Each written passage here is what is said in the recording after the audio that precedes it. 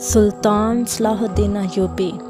بیت المقدس کی آزادی کے لیے جب سلطان صلاح الدین ایوبی نے تلوار اٹھائی اور میدان جنگ میں اترا تو تمام عیسائی دنیا سلطان صلاح الدین ایوبی کے خلاف کھڑی ہو گئی۔ صلیبی فوج کی تعداد 10 لاکھ سے زائد تھی، جبکہ سلطان صلاح الدین ایوبی کا لشکر 40,000 سپاہیوں پر مشتمل تھا۔ صلیبیوں کے پاس جدید اسلحہ تھا، جبکہ سلطان صلاح الدین ایوبی کے پاس صرف تیر، تلواریں اور اللہ کی ذات پر مکمل یقین تھا۔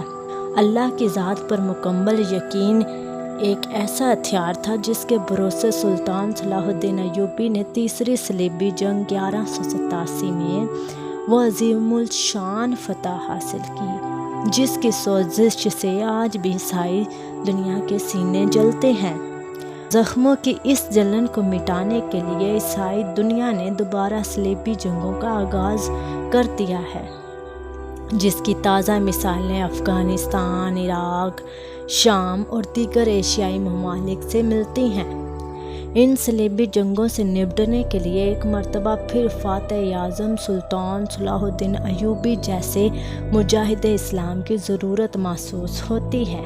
کیا خوب علامہ اقبال نے فرمایا، نکل کے صحرا سے جس نے روما کی سلطنت کو الٹ دیا تھا، سنا ہے یہ قدوسیوں سے میں نے وہ شیر پھر آشکار ہوگا۔